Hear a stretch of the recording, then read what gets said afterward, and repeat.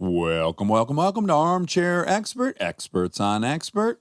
I am joined by the world famous Monica Monsoon. Hello, Monica. I'm back with the weather. The weather is beautiful every day. Clear skies, sunshine. Use that SPF. It's going to be a beautiful day for a picnic and or any outdoor activity. Always use SPF. Always use SPF. Although Eric's got me thinking don't use it so you can get more vitamin D. Oh my God, don't listen to that. Don't listen to that. Okay, today we have a very interesting guest, Adam Mosseri. Adam Mosseri is the CEO of Instagram. This is such a fun, interesting conversation because when do you get to sit down with the person who is in charge of an app you use extensively? Non-stop. Yeah. So I got to air some complaints. Some concerns. Have them clear up some debates that have happened. Yeah. Really just celebrate an app that I personally love and use all the time. Yeah. Now, Adam was a formerly product designer for Facebook, design director for the company's mobile apps, oversaw Facebook's newsfeed section, and eventually vice president of product. He's a very smart, charming, as you'll hear, we talk about it all the time during the interview. Very handsome man. Very. So please enjoy Adam Mosseri. He's an armchair expert. He's an armchair expert. Your color scheme works with the mustard, and your black, like cardigan. Well, in general, brown people look great in yellow and orange. Yeah, that's true. And then if I wear an orange suit, it looks horrendous. Yeah, yellow's bad on me too. Yeah. Yeah, well, it washes y'all out. Yeah. what it does, see. Oh, hi. Hello. Isn't that great? It's just, up close and personal. I don't like the sound of my voice. I avoid watching or listening to myself, which is a problem given that I do a lot of speaking for a living. Well, it's very instrumental in figuring out what your bad habits are, right? Like this podcast immediately exposed to me a bunch of terrible things about myself. What are some of your bad habits? One is I talk way too much. That's tough. Yeah. Do you share in that at all? I do talk too much. Yeah. Like, do you do this when you're driving? You're married and you have a couple kids? 2 kids. Okay. 2.5. 2.5 children. I got a 4-year-old, a 2-year-old, and a negative 3-month-old. And in utero. Oh, this is great. Yeah, all boys. Wow. It's going to be fucking mayhem. Wow. Yeah. Which one's going to punch you when they're 18? Have you figured that out yet? I would have said clearly Nico, the oldest, because he used to be more physical. Uh-huh. But the 2-year-old, who's very mellow, is turning into a jerk. Okay, like an indomitable. Yeah. So I don't know. Now it's a toss-up. Well, so I have 2 daughters. If one was, it'd be the younger one as well. Yeah, because nice. I just think they fucking battle from day one with the older sibling. Yeah. And how far apart are your daughters? Just under 2 years. Okay, yeah. So same thing, because we're just under 2 years. A 3-year-old and a 1-year-old, at least on the boy side, seem completely incompatible. Because a 3-year-old needs space, can't share, etc. And a 1-year-old has no sense of space or like personal space and just invades. And so we're kind of coming out of that now at 4 and 2. But 3 and 1 was tough. And I'm going to do it all over again. Yeah. Because why not? Yeah. Personally, I think 3 is just a bad number of humans, period. Okay. Like if you take a trip with 2 other people, someone's on the outside. I like it. I have a brother and a sister. Okay. And we hang out, the 3 of us, a lot. What order are you in that? We'll take one guess, maybe. Yeah, Youngest. I'm going to say middle. Well, what are the reasons? I don't know. Because I project, because I'm egocentric and I project and I'm the middle and I have a sister and a brother. I'm the eldest. The eldest. Yeah. My brother's 2 years younger and my sister's 11 years younger. Brother's a film score and a musician here in LA. Sister is a furniture designer in Berlin and lighting designer. In Berlin. Wow. She just moved to Berlin. No kidding. 2 years ago. And she has a visa. She has a boyfriend. She has an apartment. She has a job. She speaks German. Wow. Oh my goodness. And we're all kind of like, what happened? Yeah. Berlin is a really cool city. So I keep hearing that. Okay, back to the children. So here's my theory on why your youngest one probably will battle you. The second one just got rejection from day one from the older sister, so it doesn't bother her. Like if we're disappointed in her or we reject her in some capacity, doesn't give a fuck. Do you think maybe there's some merit to that? So the research suggests that there is not, but I disagree with the research, which is not a probably a good place to be. But there's just way too much anecdotal evidence that those things happen. For us, it's not just that little things like that don't bother Blaze, the younger one. Hold on, Blaze and Nico and Blaze. Nico and Blaze. Nico Elijah, Mosseri, and Blaze Emmanuel. We get one with Jewy middle names. These are I great. like that. We were just like, I want to pick a name that we like the sound of and the kid will like when they're older. Was the Right. hope. Yeah. Blaze is a little bit of a risky bet. Like he might love it, he might really not. But Well- he's named after his godfather, so. Oh, that's. Wait, his godfather's name is Blaze? Yeah, Blaise. It's a French name. Okay. I like that. Not like Blaze of Glory. Are you remembering at all my story when a guy introduced himself to me at a bar as Oh. Blaze and he had like, a very aggressive look? Oh, nice. And I said, nah, I'm not calling you that. I know you gave yourself that name. I refuse to call you that. And now I'm thinking he Oh, really no. could have been. He could have been See? French. Yeah.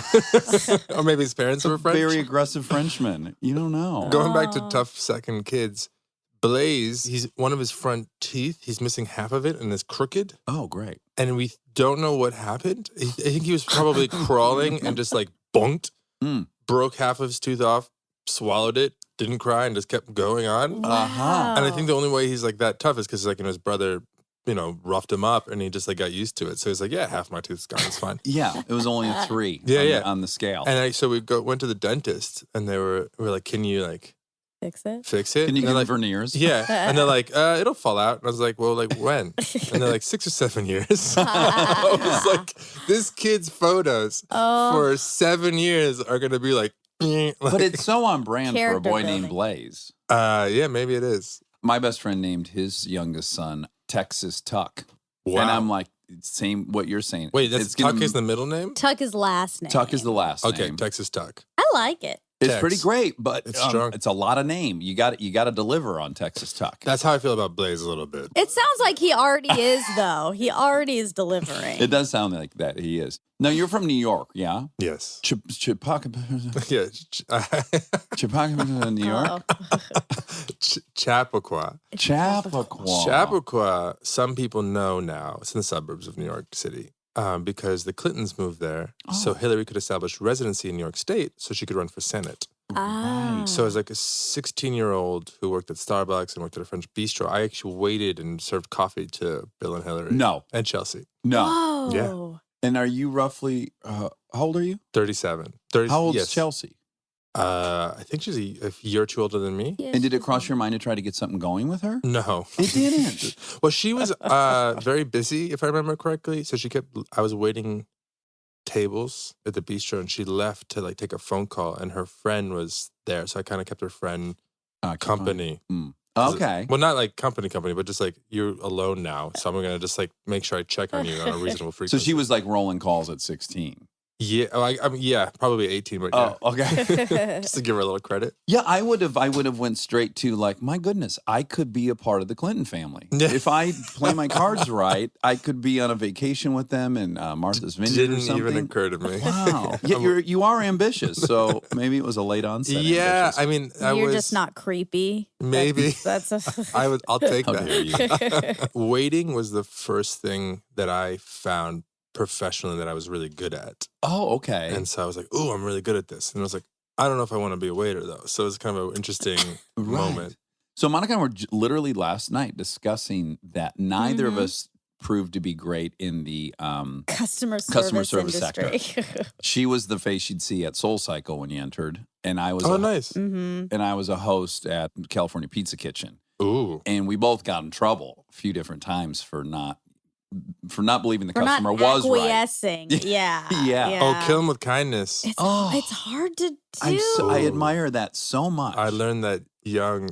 I worked at this bistro and there was a lot of entitled customers. And, Yeah. Yeah, and then same. a more experienced waiter at the bistro was like, "You just have to kill him with kindness," and I never forgot it. And it's a superpower, right? I think it's really valuable. Yeah. I also think it's really good, even if you don't end up working in service or you don't like it, to spend some time in service because For then you have much sure. more empathy when you work with people or you go to a restaurant or you go to a bar. And I do hope this serves as a cautionary warning to all people that your Starbucks server may end up on a podcast that a lot of people listen to. So just Or may even end up starting Instagram. Didn't start Well, it. didn't start it. Okay, Took well, it over.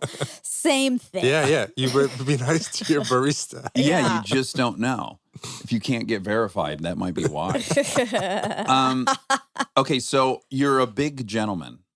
You're What- a strapping gentleman. Oh, like You're- physically large. You're 6'3", Yes. and you're 205. 210. Okay. 205 sounds better. I'll try to get there. Were you athletic? Not particularly. Okay. As a kid, I played soccer. And in high school, I ran track and cross country and played soccer. But I was never particularly athletically gifted. Track was better because you didn't require as much coordination. Right. You know, could move relatively quickly, but the coordination was not my strong suit. My wife makes fun of me for it all the time. Just like I used to pole vault.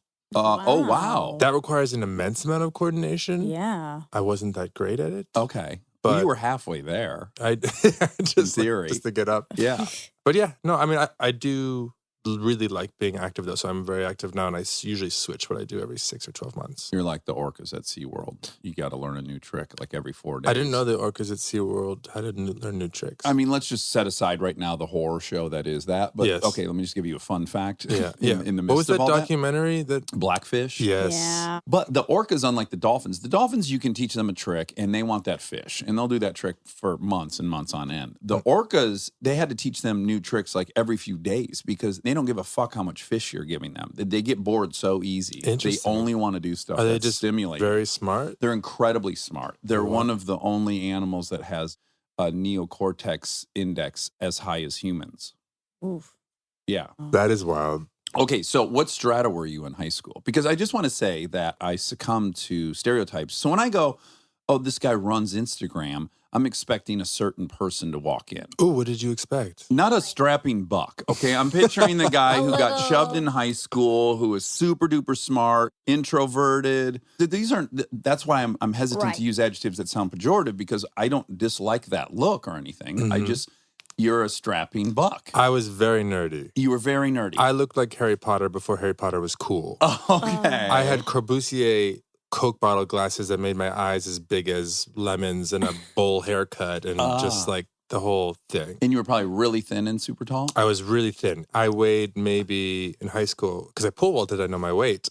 I weighed just under 160. And I Okay. was as tall as I am now. Right. So I was that's like thin. a beanpole. There's a thing where you grow faster than you fill out, and so you sort of drag your limbs around because you don't know how to have the coordination. That's right. That was me. Okay. So you're laughing all the way to the bank because you're studly looking at all this stuff. But you went to NYU. I did. And really quick, what did your parents do? My father is a psychotherapist, so he does marriage counseling and parental consulting. Uh-huh. And he still does that. My mother is an architect, and she runs her own firm. She also still does that. And did you guys have a super cool house? We had a pretty cool house. It was always really thoughtful. So Right. like good details, some old furniture, some new furniture, but always thoughtful on that front. Actually, Yeah. I looked at this immediately. I can't remember which chair this is a reference to, but it's some mid-century modern American piece. Yeah. Just so you know, Monica's sitting in a very elegant wood chair with a nice sort of mustard. Joybird. Oh, we Joy post a lot bird. of pictures of it. People are very familiar Oh, with okay, good. Yeah, miniature they mouses. like it. Yeah. They like it. So you went there and studied design. So I went to NYU, and there's a school at NYU called Gallatin. Enlighten me on this because my wife went to Tisch and other people go to why are there so many names for NYU? Because there are different colleges within a larger university. So it's a series of colleges with a strong affiliation. So standard infrastructure, brand, et cetera. But they're different colleges, different teachers, different curriculum, different majors. Oh, okay. Curricula. Do you know how many there are? I don't know, somewhere between half a dozen and a dozen. Okay. Tisch is for arts, Stern is for business. There's a College of Arts and Science, which is more of the traditional college. Gallatin is the School of Individualized Study. There's a handful of others. And Gallatin is a program where you make up your own major. Oh, were your parents resistant to this or were they supportive? They were busy. They just had no opinion. They were in the actually when I first went to school, they were in the midst of a divorce. Oh, okay. But I think Ironic they were, for a marriage counselor a little bit, right? I make that point all the time. I'm sure you do. He's actually quite good at what he does, and so I don't know. Some of the best trainers are out of shape, I'm told. I don't know. Is that true? I don't know. I just made that up Well, there to are bail your dad out. stylists sometimes dress shabby. Dentists sometimes have bad teeth. Yeah. So I don't know. Maybe there's something there. I was going to a doctor for thick hair. Yeah. And he would shoot my scalp with a syringe. Did it do anything? No, I don't think it did anything, but a lot of people went, and I was like, I'll give this a shot. This guy's hair was the worst I've ever seen in my life. I mean, it was beyond that it was bald. There was all kinds of other things going on in his head, and it was just so weird to have that guy be stabbing your head with needles. Yeah, that sounds pretty weird. It was really, really weird. Maybe it's more because someone was stabbing your head with needles. Maybe that was the result, the long-term result, yeah. Sorry, Gallatin. So you pick essentially a major, and then you design a curriculum by taking classes at all those other colleges within the university. And I think about a third of the kids are very opinionated, and they really take advantage of it. So I had a friend who wanted to be a photographer for National Geographic. So he dual majored in environmental science at the College of Arts and Science and photography at Tisch, which has a great photography program.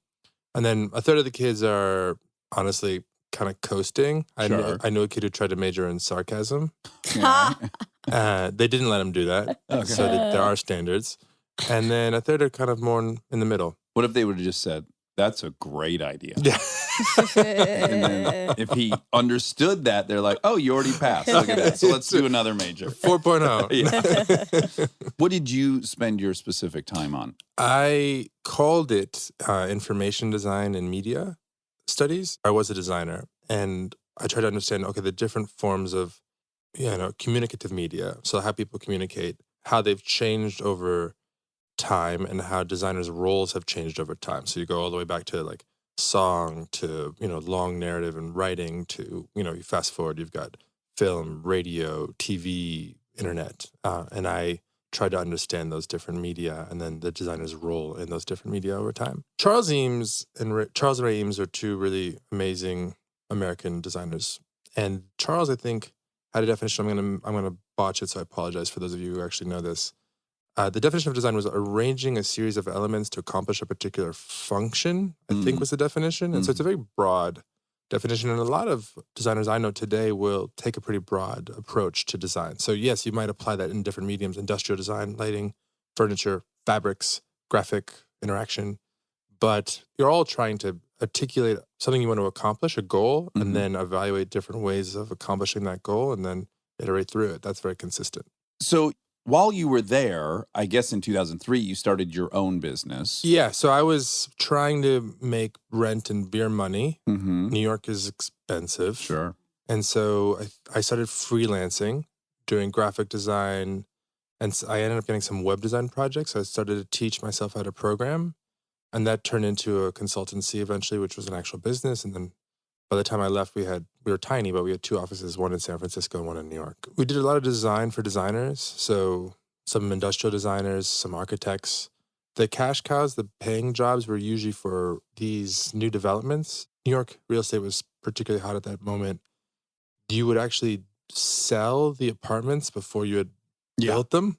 And so all the collateral became incredibly important. So, you design the building and then you'd hire someone like us to build a website, build a brochure, build all these different collateral out so that someone felt good about putting a down payment on it. Yeah, I've leafed through many of those. And I'm like, this is going to be spectacular. Yeah, those paid better than architects did.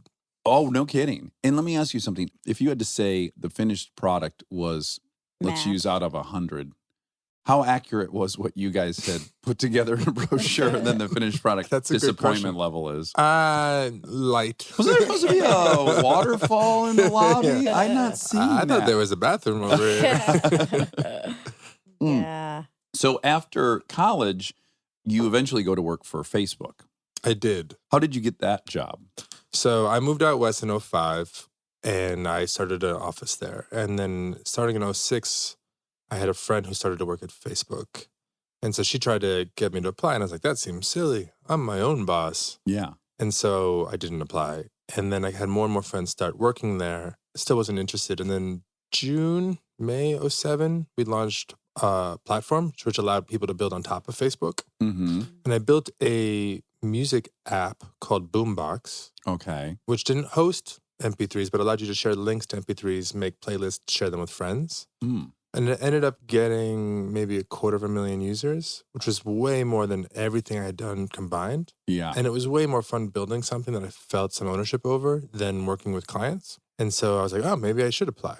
So I applied in June 2007. Okay, so when you got there, did you love it? Did you find that you had now all this capital behind you or the right tools to do the things you wanted to do? I did love it. It took me a long time to get there. Oh. It took me a year and change to get an interview. So I kept Oh. applying every month or two. So when I first got there was sort of a sense of like, finally, or relief. Yeah. That was sort of like the predominant sensation. It was not what I expected. I thought it was going to be, everything was going to be super organized. We were, I don't know, less than 100 million users, but that's a lot of users, even if it's, 70-ish. And, it seemed like a big company. It was about 400 people. And I was expecting everything just to be dialed. Sure. And it was not. But I actually was very comfortable with chaos because that's what, running your own thing is all chaos. And so I enjoyed it. I worked a lot.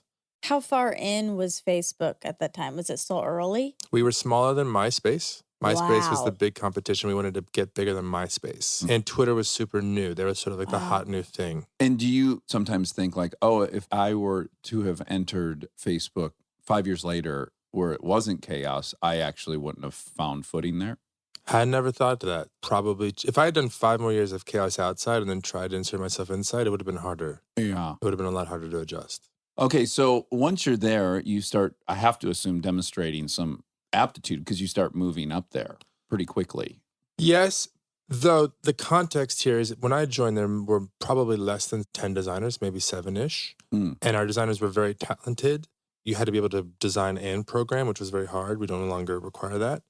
But they were also very independent. We were not known for being particularly reliable at the time. Because we sort of just work on what we wanted to work on. Until it happened to be done whenever it was done. Yeah, and we had the power to do that because if you could build it, you could just build it. Yeah. And I was so excited to finally get into this place that I had a strong desire to, I guess, please. I have that in general. And so I was very reliable. So I think part of what helped me, at least early on in my career within the company, was like I was the reliable one. And they were like, what is this? And had some service industry bedside manner that probably many of them lacked. That is definitely fair. Yeah. I'm going to ask about another stereotype, which is also I have some stereotype of a large number of programmers being somewhere on the spectrum that like what you and I are doing right now could be hard for them. That has some merit. I mean, look, there's all sorts of biases that you might have that'll lead you into different types of careers, but those aside, because those are hard to sort of reverse engineer or, just guess about. When you program, everything is very organized. It's overstating things, but you're aspiring for a very simple, elegant system. And the focus is on creating that elegance or creating that structure, that stability, that reliability. Life is not organized. Life is very chaotic. Well, yeah, which is probably why you're drawn to. Yeah, like this conversation, we'll riff, we'll go over here, then we'll be like, oh, that thing from 2 times ago. I didn't even know when we started this Oh, thing. it's a mess. Yeah. Yeah, so Yeah. so that is very different than programming. So I think that would be hard. Yeah, I mean, at the end of the day, it's binary, right? I mean, you are dealing with these two elements. It aspires to be. Yeah. It ends up getting much messier than people think, but it aspires to be. Right. So once you're there, you get put in charge of the mobile app. Eventually, yeah. I was a designer, a design manager, and then I ended up being the design director for mobile. Okay. And so I was in charge of the design for the mobile app. Right. So was that kind of the dream assignment to get there, knowing that that's where all the growth was? I wasn't that savvy. We used to not be organized. So there were 3 design managers before I got that job. I was one of 3. And we all managed maybe 10 to 15 people who did just completely unrelated things. Uh-huh. And then one day they just reorged the company into these business functions. So like mobile became a thing. Right. And so they were like, okay, you're now the mobile guy. Yeah. And this is your new boss. And I remember talking to the other design managers on Friday because we had these ominous meetings scheduled first thing on Monday morning. We're like, what's this about? And we're like, well, we know they're not reorganizing the company because they would have told us that. Right. That was the one. Yeah, that that's the was off one the thing. table. That's like literally what we said out loud. What happened was, so we had a project called Facebook Home, which was a spectacular failure, but we learned a lot from. And I got involved in that a couple months prior to this because there was a really problematic set of relationships between the designers and the rest of the team. And so my boss was like, go in and help clean it up. And I was like, that looks like a shit show. Yeah. And she's like, just do it for a couple months, fix it, and then you can move out. It'll be totally fine. And then 2 months later, they reorged and they're like, now you're the mobile guy.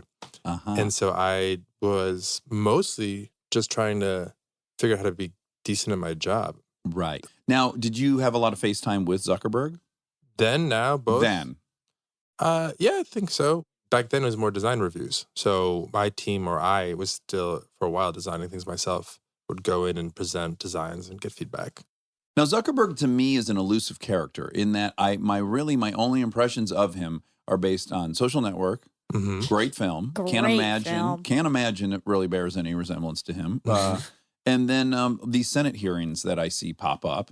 Yeah. And I see someone rightfully so in like a panic mode. So I'm like, I don't have a sense of who he is. In the same way, I argue that I hadn't really gotten a sense of who Bill Gates was until this Netflix documentary. And then I'm like, I haven't seen, is it good? I haven't seen it yet. It's phenomenal. And I think he's my favorite person in the world. And I think people should only donate money to him. Because he's the only person that has the power to solve these problems. Big statements. Huge statements. Favorite human. I'll stand by all money goes to that guy. That's right. Give him all the money. He drinks 13, 14 Diet Cokes an hour, which I love. I used to do that. Yeah. I'm still putting back 5 or 6 a day. I'm like, the smartest guy in the world's doing it. How bad could it be? Exactly. Zuckerberg, I have no clue what kind of guy that is. And so I'm just interested from someone that's been on the inside. How would you describe him? A couple different ways. I mean, Mark is, I think, naturally more of an introvert than an extrovert, which is part of why you don't always see his personality as much. He's incredibly thoughtful. He thinks very long term. So, for instance, often he'll know that a decision he's making or we're making is going to like receive some backlash. But if he thinks it's the right thing over the long run, he'll just think about the long run. He cares a lot. For him, this is his legacy, right? Oh, yeah. You know, he's 2 daughters. I think he thinks a lot about what they will think of the work, not now, not in 5 years, but in like 50 years. Yeah. Does he love McDonald's? He does. He does love McDonald's. Okay, great. This was the thing that I loved early on about Bill Gates is he couldn't stay out of the Wendy's drive-thru. He loved Wendy's. He loves McDonald's. Oh, great. That was such a wild guess. Yeah, no, you're right. And well, his wife's a doctor. So, you know, I've definitely been to McDonald's with Mark, you know, when like she wasn't around kind of stuff. Sure. She's amazing, actually. Really? Scylla is an amazing human being. She runs the CZI, so the Trans Zuckerberg Initiative, but she also runs a school. She does a bunch of things. I meet a lot of people who have a lot of money or power just by the nature of my role. Yeah. She is the most grounded person I've ever met, given what she does in the world. This has nothing to do with anything, but McDonald's made me think of it. So do you use Postmates or DoorDash? Sometimes. Okay. So my wife's and I's account is hooked up, right? Yeah. So like I'll get a text, I'm at work. It's like, your food's there, and I'm trying to call her, blah, blah, blah. So she was out of town, and she calls me, and this is before I realized that we could read each other's shit. And she goes, who did you have over last night to eat McDonald's at 10 o'clock at night? And I go, nobody? What? I didn't have anyone over to eat McDonald's. And she goes, but there's 2 Big Mac value meals and a 20-piece chicken nugget. And I was like, yeah, hon, you're out of town. And I will do that once a year. She'll go out of town and I'll just I'll have a goal of spending $25 on McDonald's. 25? Does that even get you there? I think so. Yeah, I think you can get that order for $25 delivered to your door. A couple fries, extra fries, extra large. And I get those Big Macs. Big Diet Coke. Yeah, huge Diet Coke. I get the Big Mac, extra cheese, extra sauce. Boy, does that amp things up. Yeah. I really recommend your next trip with Zuckerberg. Blow his fucking mind with that order. You'll be running Facebook if you do that. I'll be like, listen, we got to try to spend $25. Dax said it's possible to eat $25 worth of McDonald's. Okay, so while you're there, you also end up being in charge of the news feed, right? I did. I want to admit the fact that I've never used Facebook. It's one of the things I've missed out on. So a lot of this stuff I know that you've done is a little bit abstract to me. Yeah. Have you ever used Facebook? Oh, yeah. I joined the second year, I think, Facebook. Oh, you're early. I was early. It's like 06? I was 05. Oh, really early. Yeah. Yeah, it was so fun to be on the brink of something. And what would you spend your time doing? Looking at boys from high school? And it was only colleges then. It was only college. Yeah, so it was just like you met someone like in the cafeteria or whatever it was called. What were they called in cafeteria. college? Dining hall.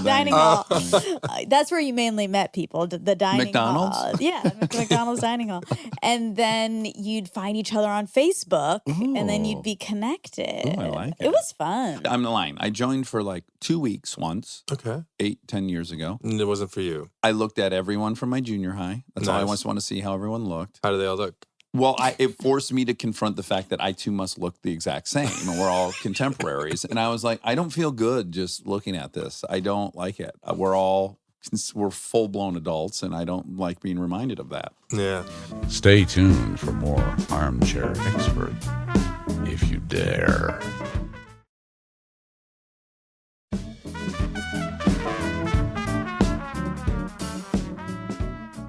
So back to the news feed. Okay. You're in charge of the news feed. That was my job for a couple of years. Okay, now some things Maybe. happen in rapid succession, right? So there's the 16 election, Yep. and then there's the 2018 Cambridge Analytic scandal. Cambridge Analytica.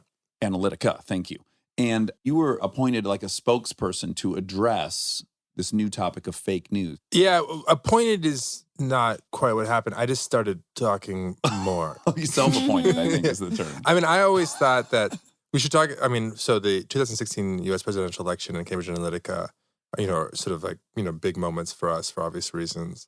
But just broadly speaking, even before those, I always was worried that people are always afraid of what they can't understand. Mm-hmm. Of course, most people don't know how, ranking works for newsfeed. So I was always trying to explain how ranking worked as much as possible. Most importantly to the consumer, to average people, but also, to publishers. But the reason why you had to talk to the company is, we've got partnerships people all over the world. We don't train them on how newsfeed ranking works. A publisher asks them a question. They are hand-wavy and vague because they don't know. And then we get accused of being hand-wavy and vague and we act surprised. So Right. Mhm. I was like, okay, well, let's talk to them directly. I started traveling a lot more, Mhm. try to simplify how things work and explain them. So I could do it, but they could do it too. So the rankings, they're driven by how much people are clicking on a given article, and that moves it up in the priority in which you would see it. Is that how it works? Essentially what's happening is, so for most people on Instagram and on Facebook and on other platforms, there's far more that they could see than they have time to see or they will see. Right. The idea is you're trying to make the most of people's time by ordering things roughly based on how interested you guess that they are. Mhm. Right. And so that's sort of the idea. In practice, people talk a lot about ranking and AI and machine learning and all these technical terms. But really, what all of this type of technology is almost always trying to do is just make a prediction. How likely is something to happen? Yeah. And the way they do it is to try to predict what you're going to interact with. So if you open up Instagram, we look at all this posts, the images you could see, and then we predict for each one how likely you are to like it, how likely you are to comment on it, how likely you are to send it in a message. And then we use those likelihoods to basically create a number that is how interested we think you are in that post. Yeah. Recency is super important. So you're much more likely to be interested in something from today than from a year ago. So things are loosely but not strictly chronological because we order by those scores. Right. Okay. Man, what a treasure trove of topics. Sorry, I just threw up a little. No, That I was love great. it. I love it because I immediately think of a couple things. A, I like that I'm getting a filtered thing that I will be interested in. I like that I don't have to wade through a bunch of stuff I'm not interested in to find the things I'm interested in. And then, of course, I immediately go, yeah, but I'm a creature of habit, and I don't know that I need a system that reinforces my creature of habitness. And then how will I ever discover something new? How will I learn? How will I grow? I will just be given the thing I wanted yesterday or historically, and then where does the growth come in? Yeah, that's a big risk. Yeah. So what are your thoughts on that? So there's different things you can do. So on Instagram, for instance, people spend a lot of time in feed, but they also spend a lot of time in explore. And explore, the second tab, is hopefully where you discover new things that you might be interested in. Ah. And my take, honestly, is that feed moves too slowly. It doesn't adapt as quickly as your interests adapt. And explore is super tippy. So, I'll go and do a partnerships dinner and I'll meet a bunch of like beauty creators. Uh-huh. So I'll follow them so we can talk later. And then all of a sudden my explore just be like all boy makeup. And I'll be like, that's cool, but it's like just follow two people. Like, Yeah. so I actually think feed is probably moves too slow, doesn't do enough to help you learn about new things. So we do try to do some stuff there. And Explore is actually a little bit too, tippy is the word I usually use, but like it overreacts. Right. Whereas on Facebook, one of the things we do is when you meet someone new and you become friends with them, we try to give them the benefit of the doubt because we don't really know because you haven't interacted with them before. So we try to make sure that, like, you know, new things get a fair shot. So you don't just keep seeing the same things over and over again. Well, because that's, I guess, what people have been critical of, myself in particular, is how you do end up getting siloed into your point of view, right? And you're being given news that supports your point of view, and you're probably not receiving contrary news that might challenge your point of view. Do you think that's real? And do you think that's an issue? And how do you address that? I think it's real. I think it's an issue. I think it's much bigger than Instagram or any one platform. Filter bubbles are real because we select like-minded people to be friends with. We select like-minded publications to follow. That's just human nature. Yeah, we're making that decision. Yeah. Right. Right. And Well, so much of this stuff is chicken or the egg, right? yeah, but just to be clear, I'm not saying that there isn't an issue or there isn't anything to do about it. It's just a bit complicated. So, you know, I don't know, you know, you have your political leanings, Yeah. probably. And most of your friends are probably also generally liberal, if not quite liberal. Quite. What yes. publications, you know, I'm being gentle. Yeah. What publications do you read? I recently subscribed to the New York Times, which I'm enjoying immensely. You're great. And then I rarely watch news on TV, but if I do, like if there's a debate and then there's going to be coverage of it, I'm going to go to CNN. But when I travel as a hobby, I watch Fox News almost exclusively. So most people don't do that kind of thing. Right. But I do think that is healthy. I do too. And you know what's funny is the first day on on a trip, like I'm about to travel for 12 days for work, and I'm going to watch Fox News a ton. I guarantee you the first 2 days it'll sound insane to me. Yeah. And then like day 3, Normalized. yeah, it's a little bit normalized. And then I like to think I'm self-aware enough to realize the exact same things happen to me on CNN. Mhm. You know, like I don't think one has a monopoly on that. Yeah. I mean, so for us, what we want to make sure is that we are not exacerbating that problem. Right. And to the degree that we can push against it, we do so in a way that's responsible given our scale. I don't think it's a good idea for us to just insert content that you disagree with in your feed proactively and be like, here's your broccoli, you know. Yeah. Because, well, one, it's, I don't think, our place. But two, a lot of the research suggests that can backfire. So you have to be thoughtful about what you're trying to optimize for. Are you trying to just get people more information? Are you trying to get people to be more open-minded? Are you trying to have people be less polarized? Yes, so great. So we're getting into some really heightened philosophical debates about all of this technology, which is, yeah, do I want Mark Zuckerberg ultimately making a decision for 1 billion people about whether they should be challenged on their views? Or I personally think open-mindedness would be a virtue that, yes, should be explored and supported. But that's me. That's the thing I've prioritized. I'm sure there's half the people listening are like, no, that's not the number one virtue or priority. So therein lies the issue. And yet you get into all these amazing, complicated things, which is it is a company. It's not a government institution. So in many ways, they don't have any obligation that a lot of people are asking them to have. So I'll often be defending Facebook and critical of Facebook at the same time. I feel like that. You feel like that too? I mean, look, I think given our scale, we have a lot of responsibility. I think our responsibility is to like definitely create value for people who use us, but also to be honest and transparent about how we do what we do, what's working and what's not.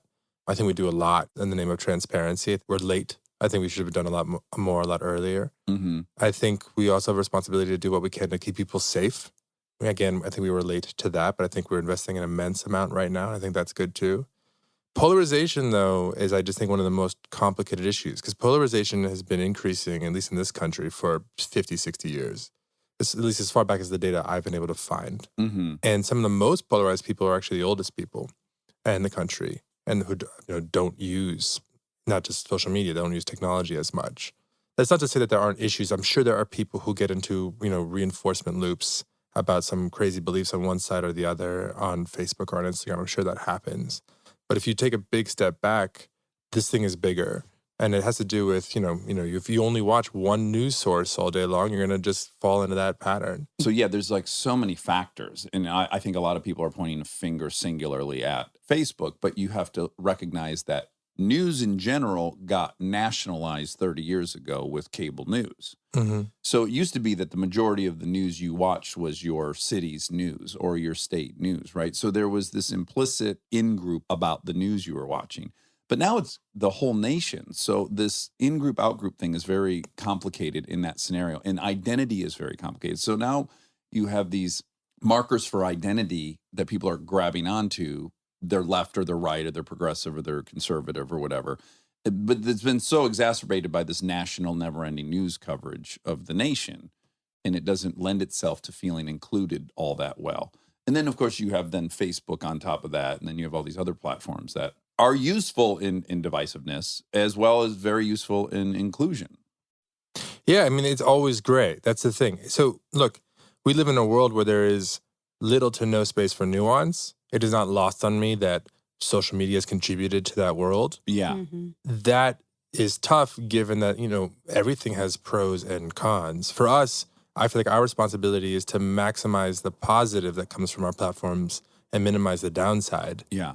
But news generally is going to be critical. It's going to be political, going to be somewhat divisive. That doesn't mean that news isn't valuable. I don't think it's as valuable as people think. Well, it depends. I just feel like what kind of news? I don't know it's that valuable to know that like something terrible happened at a local high school. Exactly. All day, every day. I think that everyone was doing just fine when they were getting some bad news a half an hour a night on the evening news. But now that it's a 24-hour news cycle that they've got to shovel drama into, we've become addicted to the distraction of the drama.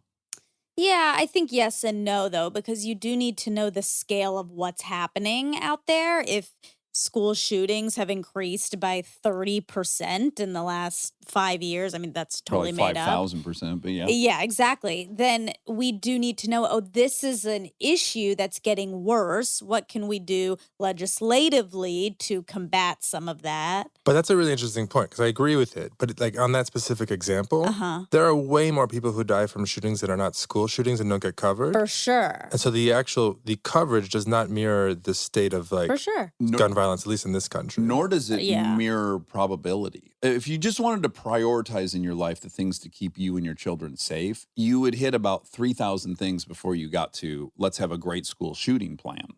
It just wouldn't be logical. You would prioritize diet and health. You would prioritize car safety. You would prioritize, any number of things that account for tens of thousands of deaths a year in our country. I don't know that it needs to be an either or, but I see Well, we what all you're have saying. bandwidth, They're probably better off trying to get their kid to not use plastic, let's say. It's disproportionate because it plays on our emotions and our fear, and it seems like, oh my God, my kid's going to get shot. I can't think anything worse. But Sure, your it's kid's going to have a heart traumatizing attack to is what's think. going to happen. Your kid's going to get cancer is what's going to happen.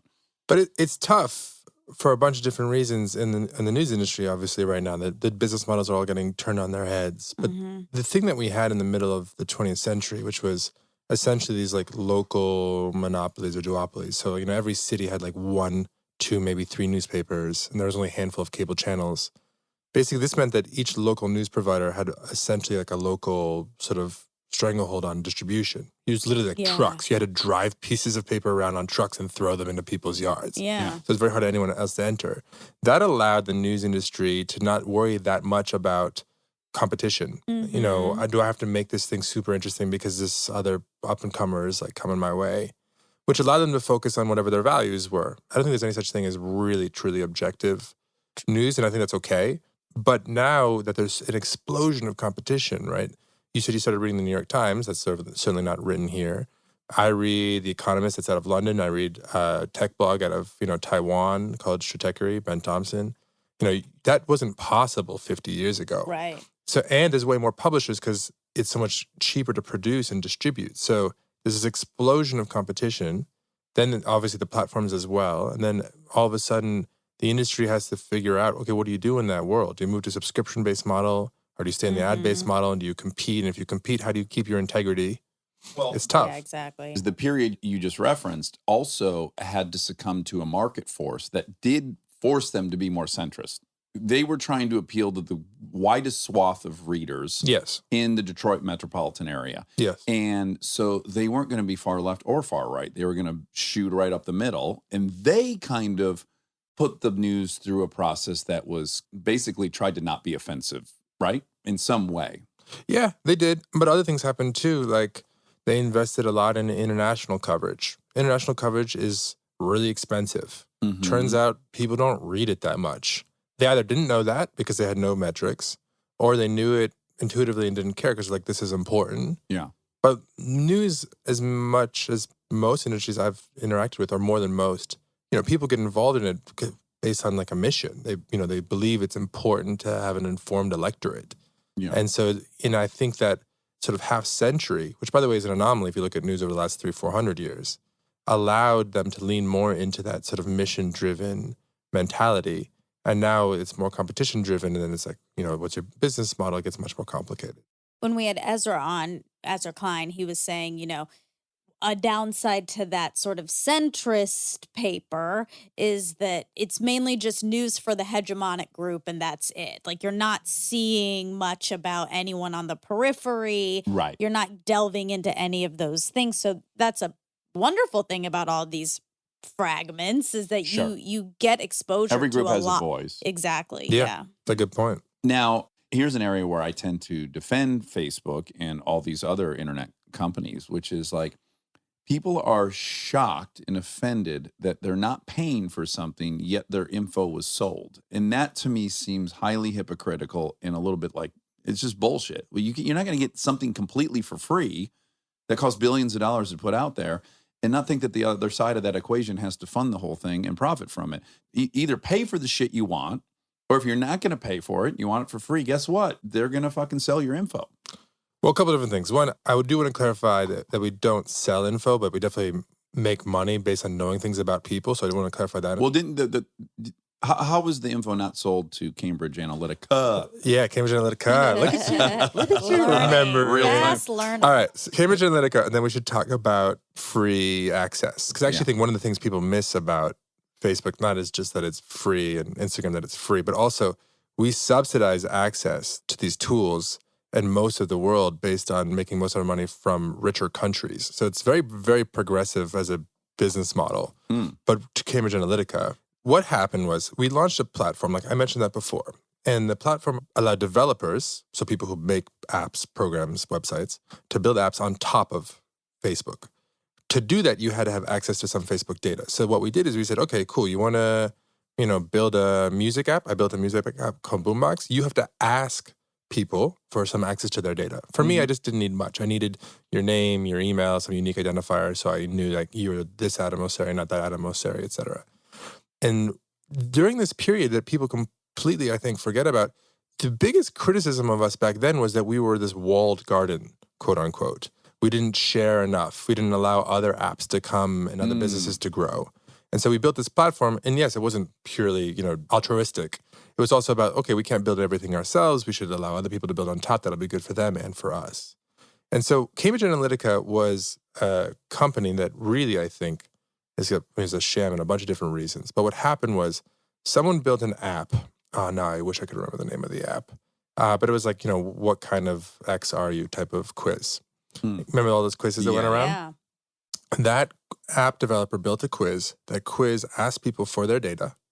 And one of the things that you could share back then, which was a mistake on our parts, because we made a series of mistakes I want to own, was you could share a little bit of information about your friends. So you could say like, okay, my name is Adam, and here are my friends, and here are their names. It's a snitch app. And so Snitches get stitches. yeah. The reason why we did that at the time is that is actually the most valuable data in a lot of ways that Facebook has, and that is super important for bootstrapping other apps. So if you are, another network, it's really useful to be like, okay, who are you and who are your friends? And we can let you know which of your friends are also using our service. So they're very legitimate use cases. The issue is once you hand that data over to that developer, that data is in that developer's hands. Yeah. And we had a strict policy against selling that data. It's actually just bad for Facebook for that data to get sold because then, we're sort of like disintermediated. But we can't properly enforce because we can't literally track your computers, what you're doing, et cetera. That developer sold the data to Cambridge Analytica, which was for lack of a more apt label, like a consulting firm that tried to help, political ad targeting and collected data about people. Okay, so that happened. We realized actually, I think in 2015, that it was too risky to allow people to share even a little bit of data about their friends. So we actually shut that off in 2015. We had a press cycle about this, I think, in 2015 that was really short. Yeah, that's not a big headline grabber. It wasn't. Well, no, about Cambridge Analytica specifically. Okay. In that quiz. Then fast forward a couple years later, Trump gets elected. Everyone is surprised. Everyone is polarized. It's an intense moment in this country. And it comes out again. It's this perfect combination of Trump and Russia and Facebook and data. Yeah, the left is looking for somewhere to place blame and their ire. And I don't want to be dismissive here because I think, so both on Cambridge Analytica and broadly, we made mistakes. Allowing people to actually share data about their friends is like too risky. We shouldn't have done that. We should have been better at actually figuring out how to do enforcement, and retroactively. We should have done more proactive investigations. A bunch of mistakes were made. The bigger mistake made, though, really isn't anything specific. It is when you start out as a company, like when I joined, even though we were big, you're still just trying to make it, right? You're worried about MySpace crushing us. Yeah. At some point, you get big enough where you need to care a lot more about the downsides of what you do, about safety and integrity issues is what we call them internally. And I think we were years late to investing properly given the amount of responsibility we had. Yeah. And I think that we actually invest way more than pretty much anyone else at this point. So I think anybody who says that we don't care is not actually looking at what we actually do. But we were late. So we made mistakes not only with platform, which ended up blowing up in our faces with Cambridge Analytica years later, long after it wasn't even possible to do that kind of thing anymore. Well, I do think it's a very human condition. Our focus is so lasered onto where we want to go that we're not really taking stock of where we're at and what responsibility that comes with that. Yeah, and we're people. I think people always kind of forget that. They're like, oh man, there's people who work there. That was a thing for a while. They're like, oh, people work there? I thought it was just like Mark on a website. And it's like, but look, I think we were late. And I think we have to own that we were late. There's no way around that. Okay, so let's go to Instagram because what I want to say right out of the gates is increasingly Instagram's the only place I desire to be because I don't know how it happened. I hope you have an explanation, but broadly speaking, if I go on Twitter, I post the same exact image or the same exact thing announcing an episode, whatever.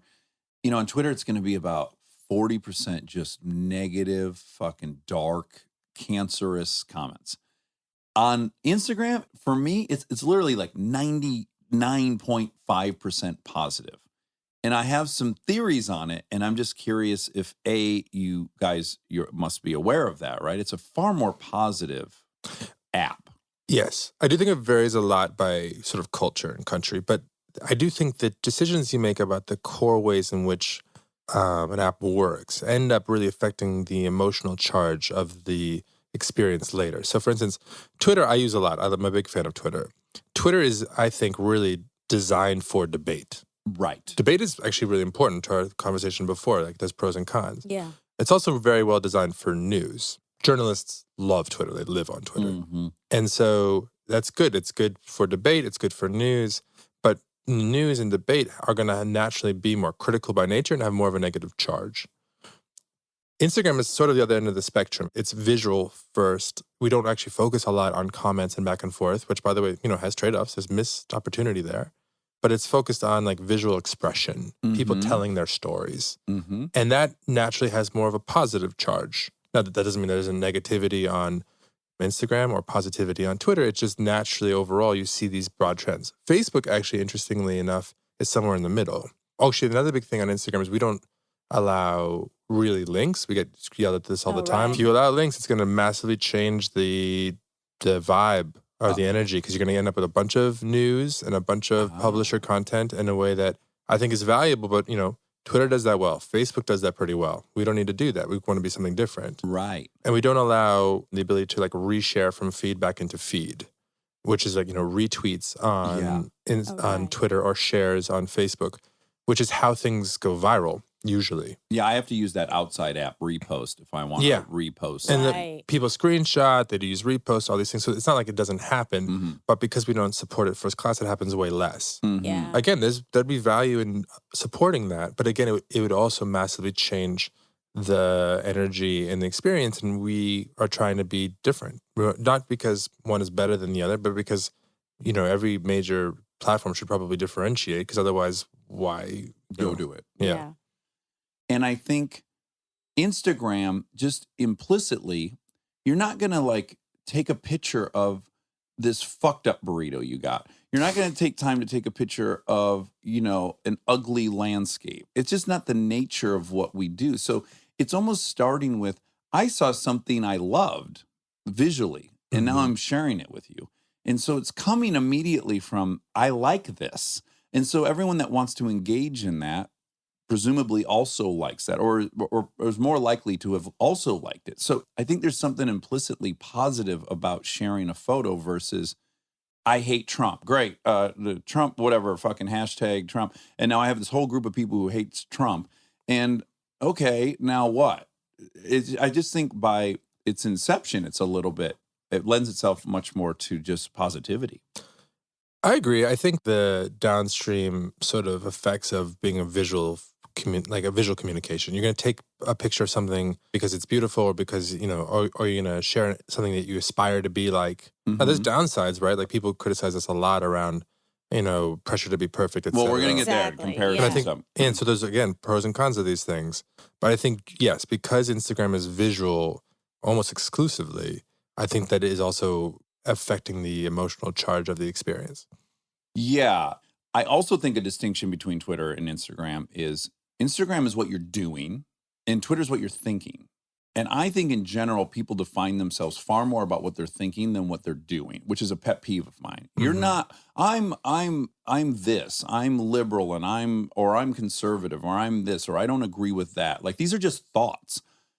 Where do you go? What is your day like? What do you physically do? Where did you eat? What vacation did you take? These are real actions. These are things people are doing, not thinking. And so I think there's something there too. That's really interesting. Can I have a position at Instagram? Yeah, sure. What do you want to do? I don't know. Just talk. Is there That's what I do. Oh, okay, great. Then I'll be a perfect match there. Yeah, nice. We can just hang out all day.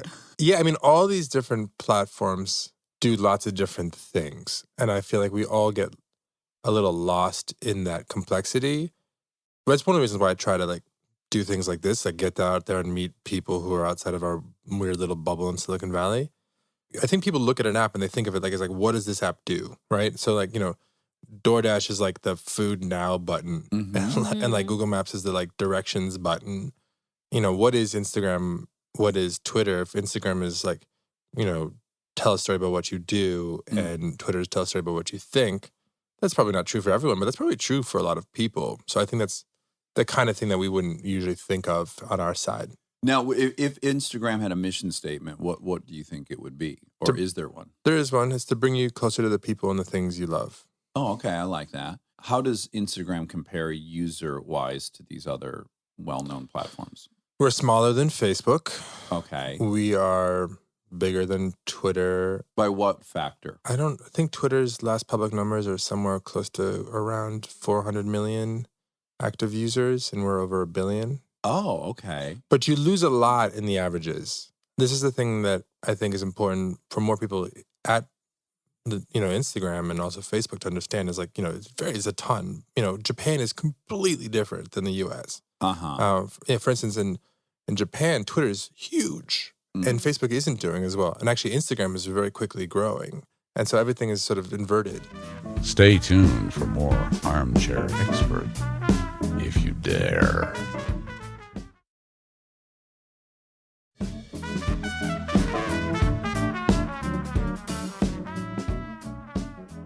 Is Facebook still in America #1 in social media?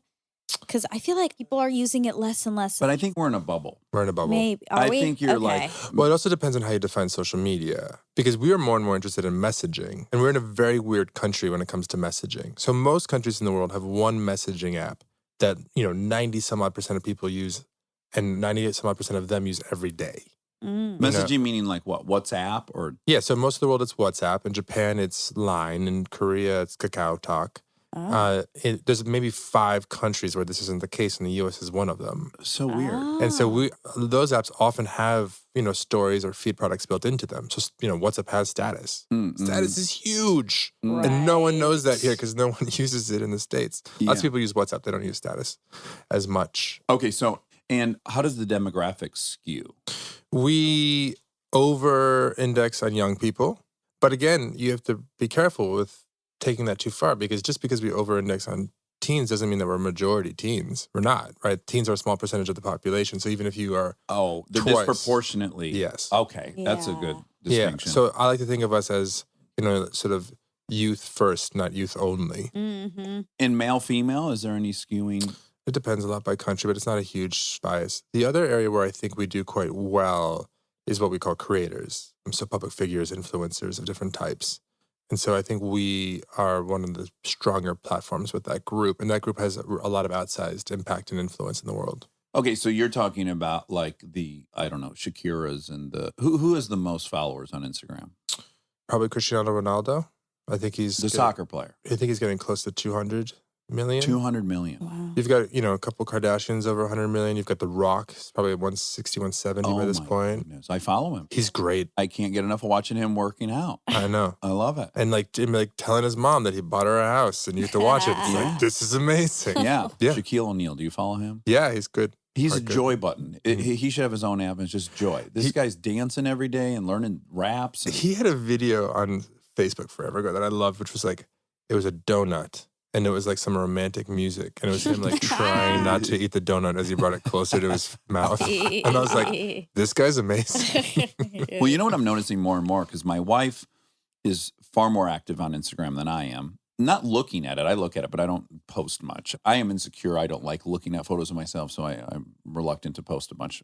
Now, we have started to notice some of these other actors, like Kristen, whatever she does, she just films herself doing it. Yeah. We're noticing that there's production now in a lot of people's feeds. Like, Yeah. we'll check in on another actors, and they clearly have a fucking crew that's editing stuff. And so you're seeing, like, that seems new to me. Like, you're actually seeing production value in these. We are. I do think in general, though, the content that works the best is the content that feels authentic. Yeah. In this world where we're inundated with information and produced information, stuff that sort of cuts through the bullshit, so to speak, and feels like a sneak peek or a look behind the curtain is the stuff that I think really resonates. That's, I think, why, The Rock resonates a lot. It's just like, this is just him with a camera. Yeah. And that's kind of great. Will Smith, who's also a great follow. Crushing. Fucking love his Instagram. But his are produced. I've noticed like he's got someone filming him and someone editing him. There's some special effects sometimes.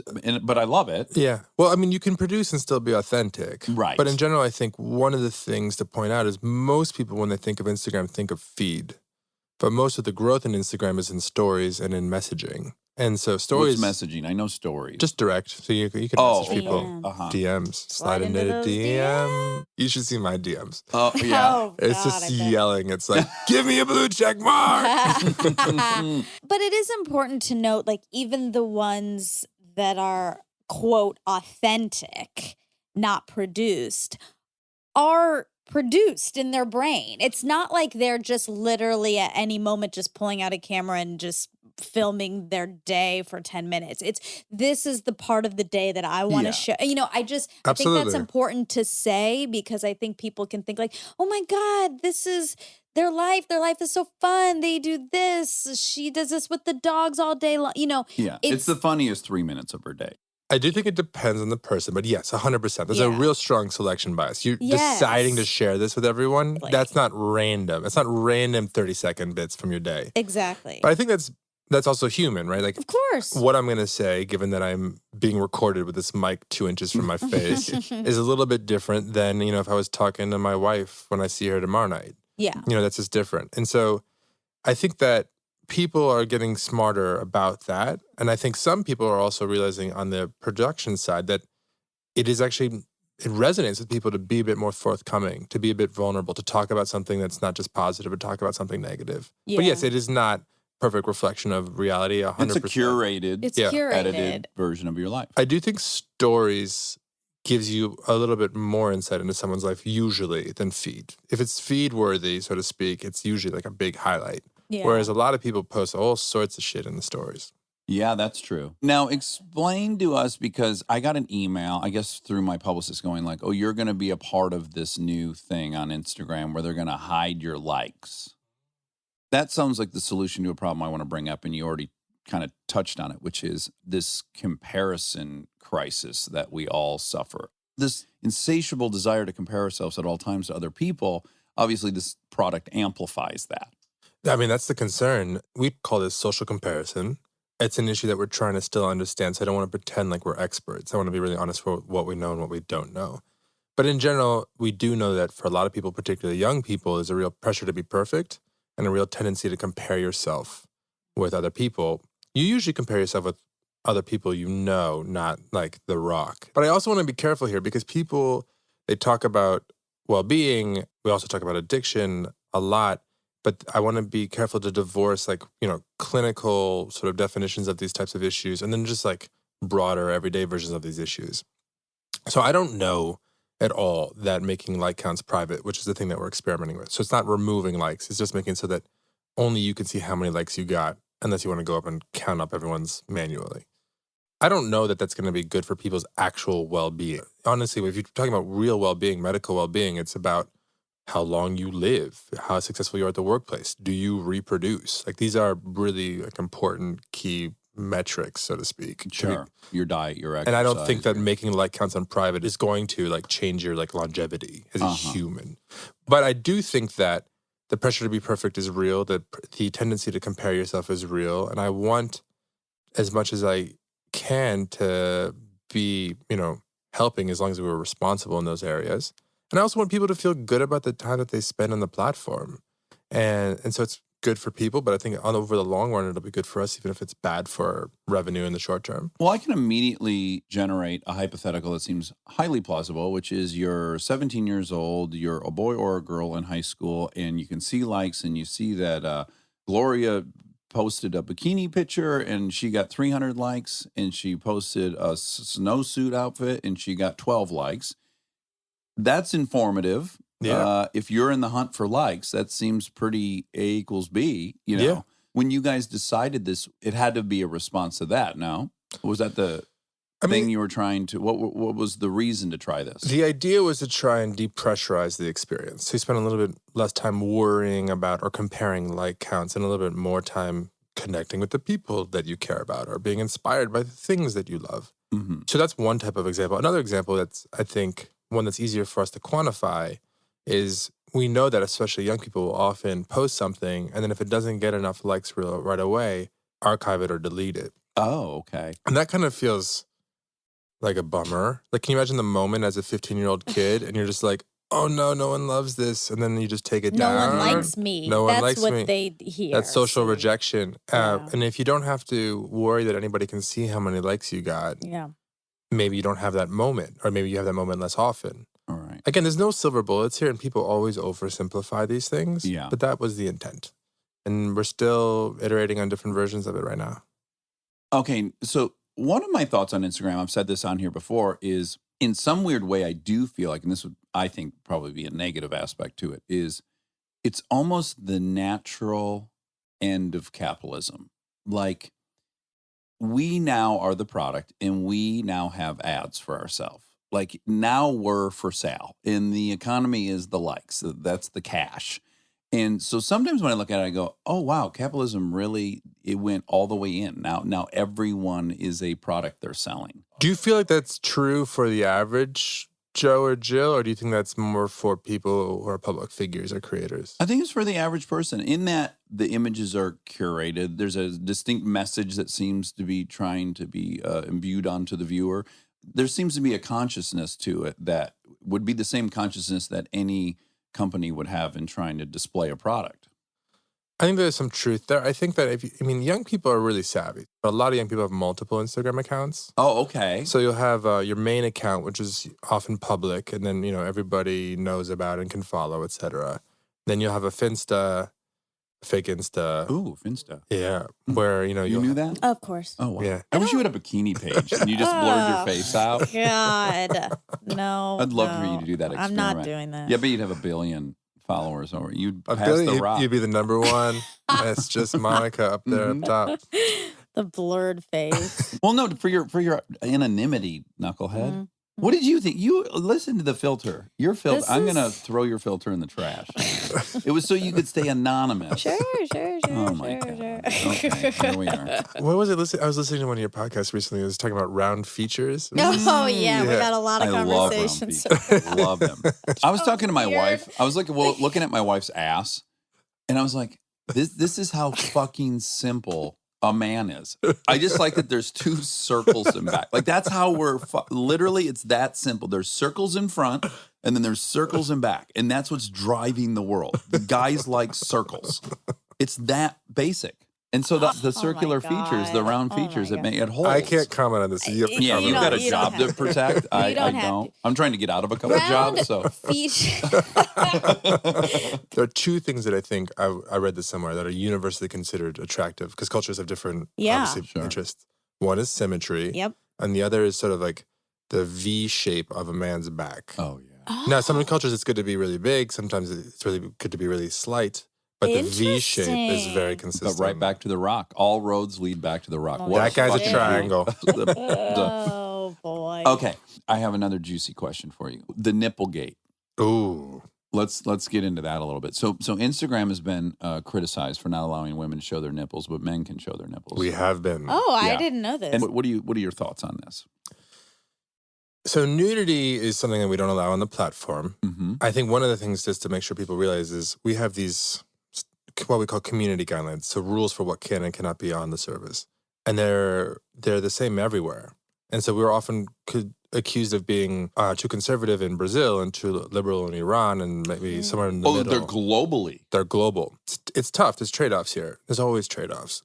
If you have a global definition, you end up being much better at enforcing that policy, and so you make many less mistakes. And mistakes also piss people off.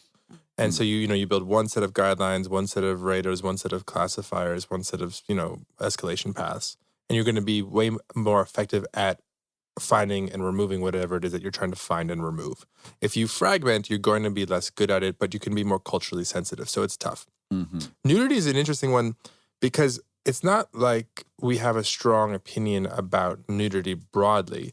It's actually that a small subset of nudity that we cannot strictly identify has safety implications. And almost all of our community guidelines are about safety. We generally want to allow people to express themselves. We're about expression. Mm-hmm. But we have to do what we can to keep people safe. And the two things around safety with nudity are one, consent. We cannot verify consent. Yeah. And revenge porn is a real thing. It does not happen very often, but it's incredibly problematic when it does Yeah. happen.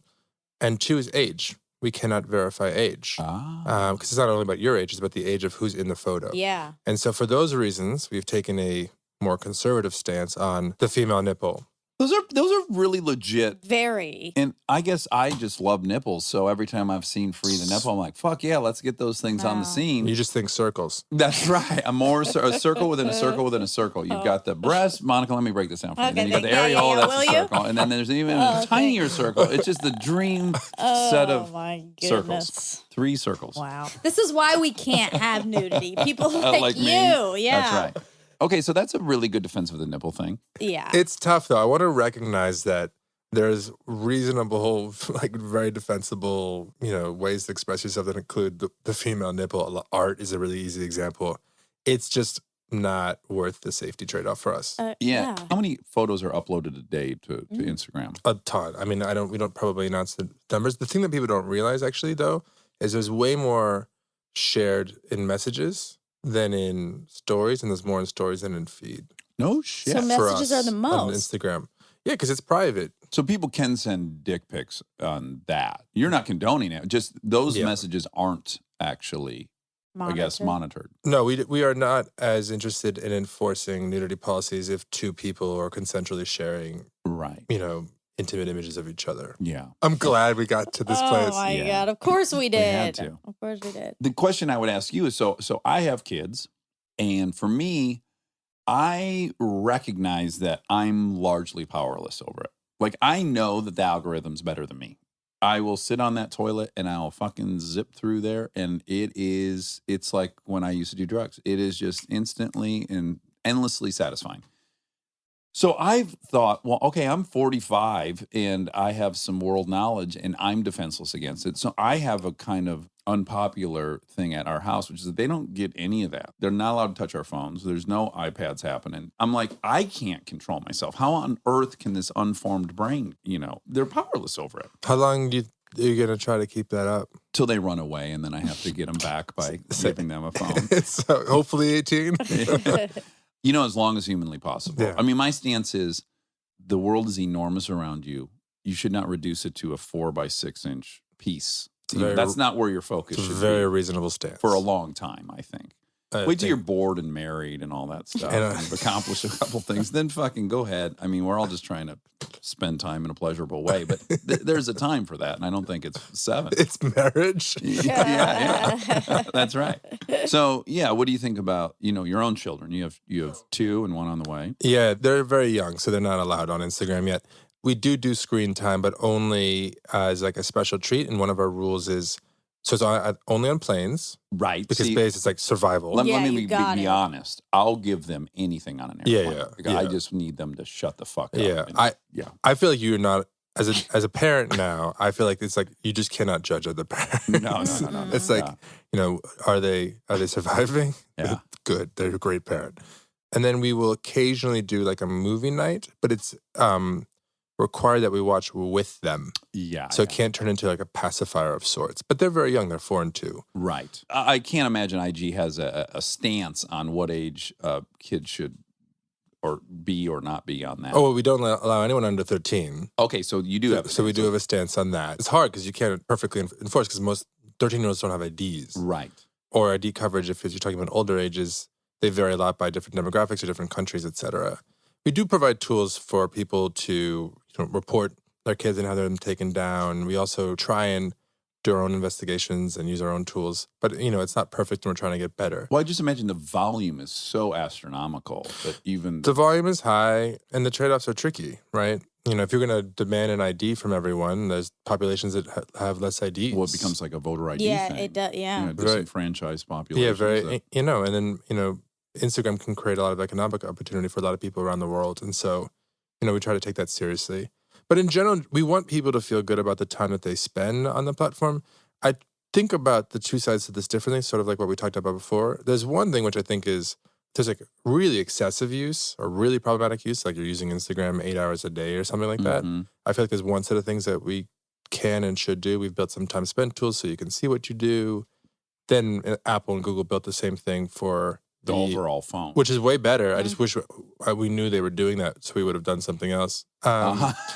So you can set like limits, etc. I think there was probably more to do. There's probably some lightweight nudges. So it's like, hey, you've been on Instagram for 3 hours. Walk around Right. the Want to yard like or get a something. breath of fresh air, maybe? It's cool. Yeah. That's like a more acute problem. That's a very small percentage of people, but it's like a more concerning on a per person basis. And then there's like the broad, like, do you just feel like you use it too much? And that's where, rethinking some of the fundamentals of how Instagram works, like possibly making like accounts private, is the kind of stuff that I think is going to be more productive. Yeah. But wait, how did you transition from Facebook? Is there a quick answer to how you started at Instagram? Yeah. I was running newsfeed for a number of years, and I was a new dad. I had 2 little kids, and there was sort of a shuffle at the company around who was working on what. And Mike and Kevin, the founders of Instagram, were trying to recruit me to run product for Instagram, so to be the head of product. And am I right in that although Facebook owns Instagram, it's largely church and state? It's divided? We work together pretty closely. Oh, you do? Okay. It's definitely a separate team. We have our own floor in the New York building, that kind of thing. But we try to leverage them as much as possible. So, okay. Like on like the safety and integrity issues we've been talking about, there's a ton of people who work on that at Facebook, and a lot of what our team does is figure out how to leverage what they do, Yeah. so we can keep more people safe more quickly. Yeah. They were trying to recruit me, and honestly, I really loved the newsfeed job. But the combination of the intensity and the scrutiny and having new kids, I was like, oh, this might be a better work-life balance. Yeah, more manageable. And I also love Instagram. I've always loved Instagram, and so I came over. And then 6 months later, not even, they left, and it all kind of blew up. Can I ask, was that unforeseen? I didn't foresee it. Part of the reason why I went over is I wanted to work with those guys. Uh-huh. Yeah. But the 6.5 years is an incredibly long time for founders to stay at a company that's acquired. Yes. Did they leave to start something else? No, Okay. they Good for them. They're they just going to left. fucking live. Yeah, I'm sure they'll both do something. I had drinks with them recently. They both seem good. Kevin and That's Mike. good. Kevin and Mike. Okay. Influencers. Now, I think all of us in the entertainment business initially had a knee-jerk reaction, which was like, these people are just famous because they're famous. They don't sing or dance or act or create music or this or that. I think there was a judgmental, right? Mhm. And then I think there was well, this is the reality. So then there was that phase. And then now I love it. What are your thoughts on the influencers? And what's the max someone's making? Do you have any sense of that? I probably have a guess. I think influencers means different things to different people. So maybe we start there. Okay. We try to use the word creators, not just because it sounds nicer, but because I think of influencers as people who are paid to actually promote things. So branded content. There's nothing wrong with that, by the way. Yeah. Whereas creators is a superset of people who are just, public figures on Instagram. Creating content. Yeah, and you might be an actor, you might be a journalist, you might be an artist, you might be, you might actually create something, or you might just be a personality. Yeah. We sort of no judgments from our side. I think that in general, what's really interesting to me about the space is that we're obviously in this very clear paradigm shift of power from the organization to the individual across tons of industries. So the athlete is more empowered relative to the team than ever before. The journalist is more empowered relative to the publication. The actor is more empowered relative to the studio. Mm-hmm. And I think that's a result of the internet, really. Well, can I tell you my own life? Even in my short, I don't know, I've been doing this maybe 16, 17 years in the public eye.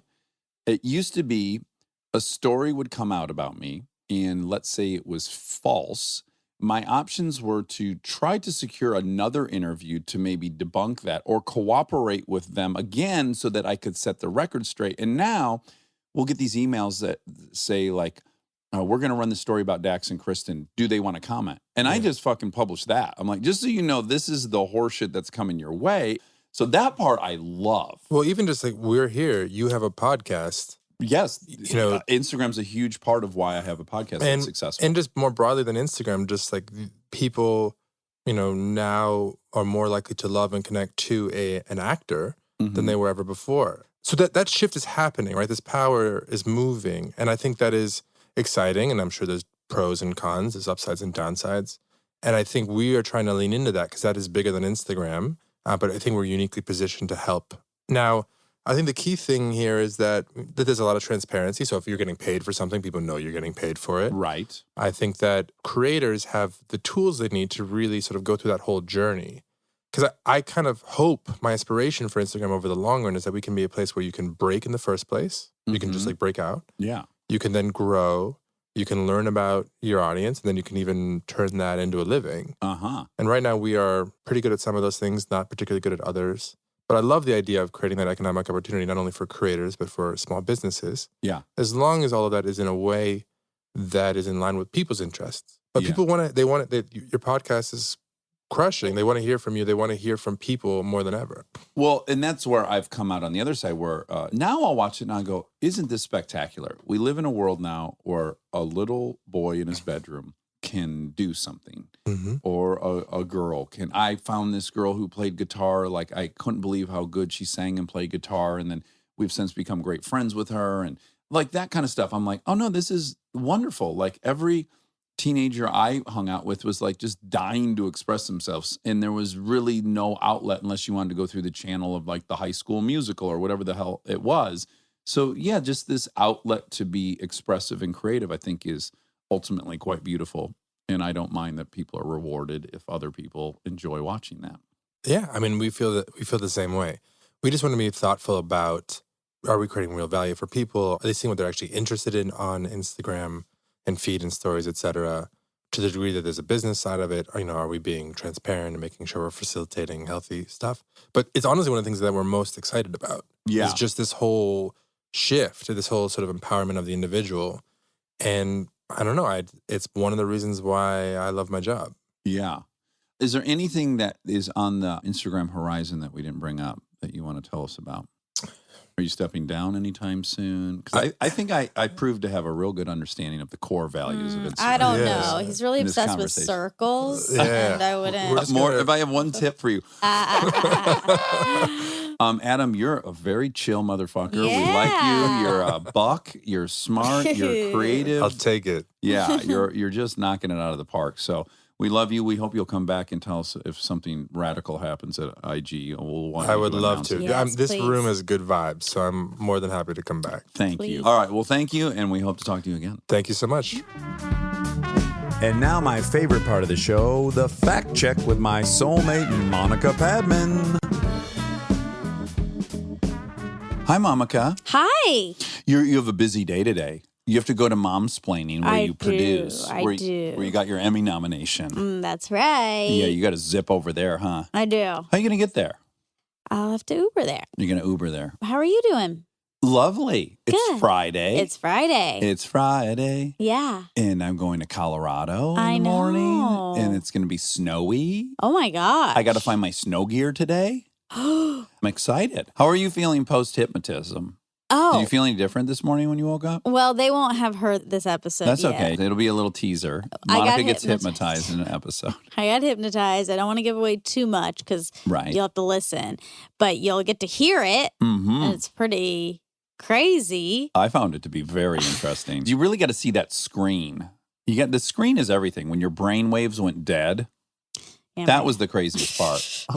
Yeah. So I was hooked up to an EEG and you could see my brainwaves moving like crazy. And then once I went to the hypnotic state, they went away. They were volcanic prior. Yeah. Yeah, like these big mountains would shoot up out of the graph. Yeah. Like every 2 seconds. Exactly. And then nada. I know.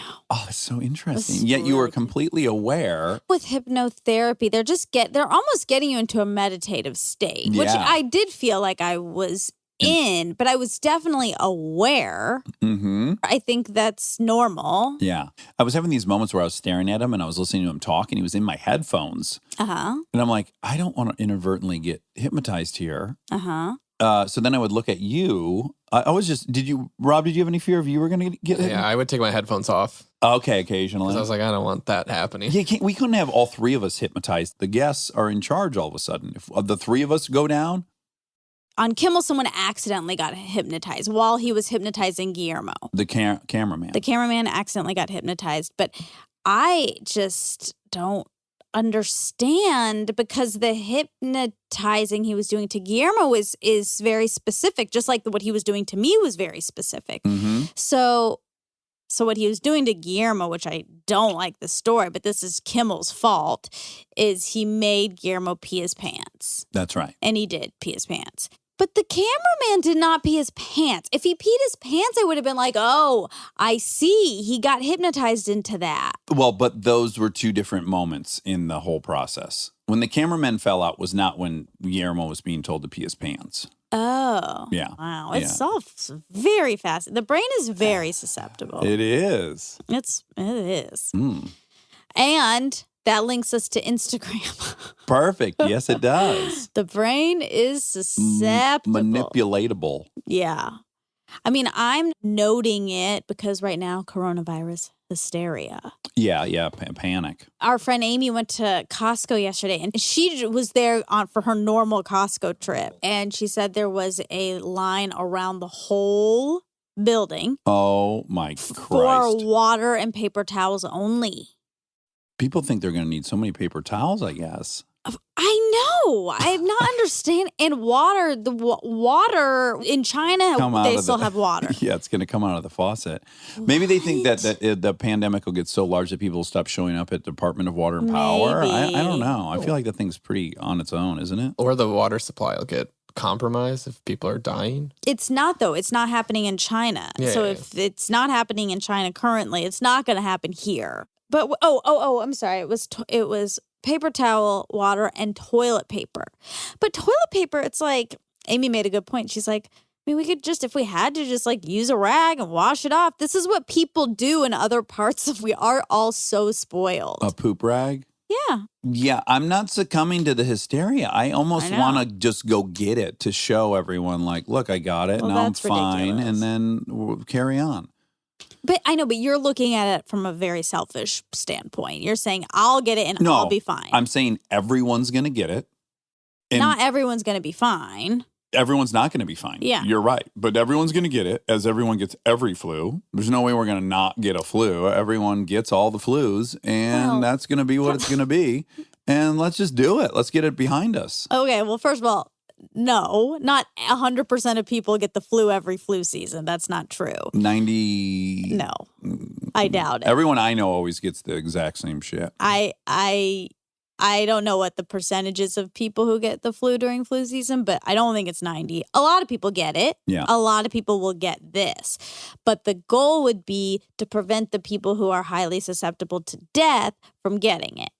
I won't visit any nursing homes. That's easy. No problem. No. Oh my God. What? It's bigger than that. If you give it to this person who then gives it to this person who gives it to someone in the nursing home, that person will die. Well, the whole problem sounds like people should just not go to the nursing homes. If we're just trying to protect the very vulnerable, we'll just not go to the nursing home until we get a vaccine. With compromised immune systems. Okay, well, those people should wear a scarlet letter so that I don't touch them or get near them. I don't know. I just think well, how about this? Do you think some things are inevitable? I'm of the opinion when something's inevitable, you move as gracefully as possible into acceptance, and they'll be working on a vaccine that'll be 2 years away or a year and a half away, whatever that is. We are not going to keep this thing at bay for a year and a half, I don't think. But that's just my take. Sure. That's how I feel about it. I think some of it can be prevented, and we should try. I think a lot of people will still get it. Mm-hmm. But if we can save a few people from dying, I'd like to do that. Yeah. It's just, can you do that is my question. Yeah. Only 3 to 11% get the flu each season. Okay, that sounds more accurate. Yeah. I bet 90% of that 3% live in Los Angeles. Do you feel that since Corona, or not really since Corona, well, yeah, ish. Do you feel like you have been feeling more contrarian-ish? That's not a word, but I made it up. Like, do you feel like you have been needing to find the other side of the argument more recently? Well, that would be in keeping with the role I think I have in my friendship group and family, which is the kind of voice of everything will be okay, which is ironic because the thing I'm saying, I think, is saying everything will be fine. But obviously, when I talk to Kristen, every time we talk about it, it goes wrong. I've yet to have a good conversation with her about Corona. So whatever I'm doing is not doing what I'm trying to do. Uh-huh. Like, I'm basically saying, it's fine. Don't worry about it. And she hears that as I'm going to be dangerous and irresponsible and pick up coronavirus. But it's also dismissing her and what I'm saying, thought that this is something to be considerate about at the very least, is there are people in the world who could be affected by our actions. Mm-hmm. And so it's not to protect us. I mean, honestly, you're the most susceptible out of all of us for getting it. And I'm the least worried. Just because you're the least worried doesn't mean that we don't worry on your behalf. I know, yeah. And also for all the other people. I guess the point is why those conversations aren't going as you want them to go. Yeah, no one's feeling safer at the end of them. But it is my goal. Is that the goal? Yeah. I'm always the don't worry police. Yes and no, because you were the beginning of telling everyone about it and that it was bad and scary. Yeah, and I worked through the whole process. Uh-huh. So at first, I don't like life on life's terms. Life's terms are there is a fucking swine flu coming out of Wuhan, and I don't like that. Uh-huh. And then I say, I'm not going to accept that there's going to be a pandemic. I'm going to somehow remove myself of it. And then I start playing out all these fantasies. Like, am I going to go to Oregon and stay with my mom and bring the family? Am I going to rent a place in the middle of Jackson Hole and sit there for 3 months, right? Mm-hmm. And I start coming up with all these game plans that I'm going to do so that I will not be involved in this reality. Mm-hmm. And then I do that for about 2 weeks, I guess I did it. And then I came out on the other side, I was like, it's a total illusion that I'll be able to do anything. I can't move somewhere. I'm not, I'm going to go live in a hole for 2 years until there's a vaccine. I should start working backwards from the reality of what I'm going to do and not going to do. And then I come out to, no, I live on planet Earth. There's this flu. Everyone's going to get it, and I'm going to get it, and we're going to survive, and life will go on.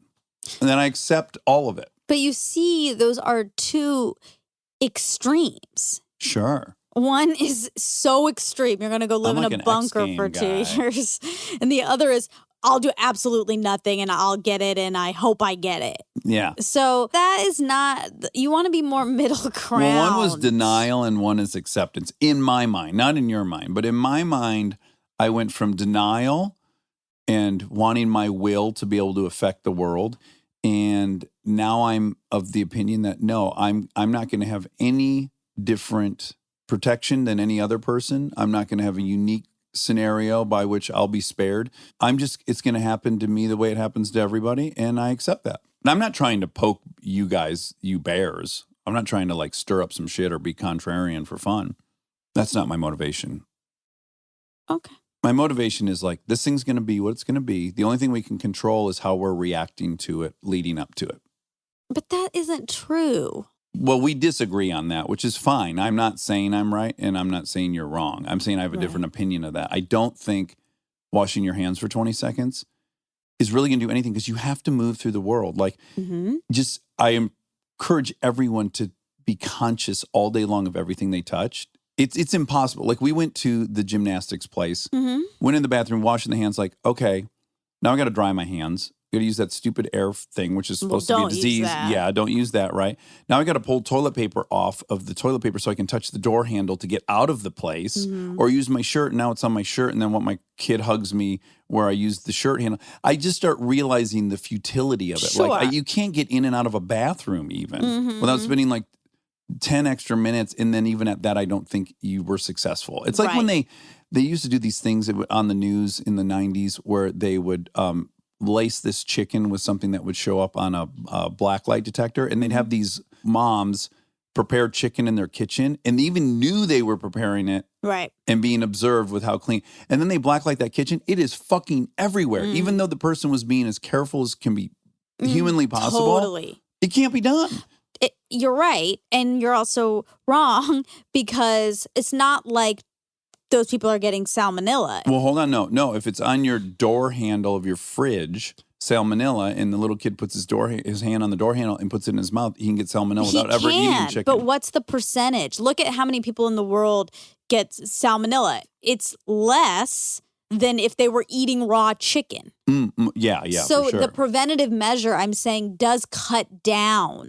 I mean, I'm not saying it completely takes it away, but it helps. So you might as well help. Building on your Costco story, I've been trying to order disinfectant wipes to take with me on the airplane. You can't get them on Amazon. Everything's back ordered. Yeah, I know. You can't even get hand sanitizer. Right. I know. It's crazy. And I'm actually flying. I actually need it. But this panic is such that now I can't even, someone who's actually flying. Why don't you take some Clorox wipe? Well, I thought about that, but then it's got liquid in it. Can you put that through the fucking machine, or should I take like a handful in a Ziploc bag? Yeah, Look, I've already thought of all this. I think take a handful in the Ziploc bag. Yeah, and wipe down the seat. Yeah. Although I don't agree with you, I see the validity of your argument. I can see it. It's not abstract to me. I don't think you're like crazy. For saying your what? Viewpoint on this Which is what? That you should take a bunch of measures, all of the ones that are at your disposal, washing your hands a ton, bringing disinfectant wipes, all that stuff. Yeah. That'll reduce your likelihood of both contracting it and then spreading it on to someone else. Yeah. I see the and validity. I'm definitely not saying it removes. And I feel also the same way. I was at the doctor this morning and I was like, oh, yeah. You can't even walk through the door without. No. And there's hand sanitizer there. So I am just like sanitizing over and over again. Then I have to go do a urine sample, not a stool sample. But I'm like peeing in the bathroom. I'm just like, oh, yeah, God. Just like everyone's doing these urine samples in here. And you it's put a it in the mess. little cabinet. Yes. You open the door and the person just peed before you and open the door. Yes. But I am then immediately washing my hands. So you're touching the faucet, and then you got to turn the faucet off. Yeah, but the thought, I think, is that if everyone's doing that, then their hands are clean. Yeah. Anyways, do you see any merit to my point of view? Although you don't agree with it, I just told you I agree with it. That I see the merit in saying, we might all get it, and we kind of have to accept that. There are germs everywhere, and there's only so much you can do. But I believe in there's only so much you can do, so we just shouldn't do anything. Yeah. It's a real all or nothing kind of point of view. It is. It feels all or nothing. It does, yeah. My doctor, as a follow-up, still not giving me what I want when I'm talking about the seizure. Might be a time for a new doctor. It might be. Yeah. What'd she say this time? You're like, I told you so? Well, she did my urine test for a totally unrelated thing. And then she's like, it looks pretty good right now, but we're going to send it out and we'll let you know. So have a great weekend, and then starts to leave. And I was like, well, I do have one more thing. And then I told her, she was like, okay, so somebody saw it. And I was like, yeah. And she was like, okay, so they have you on this Kepra. Okay.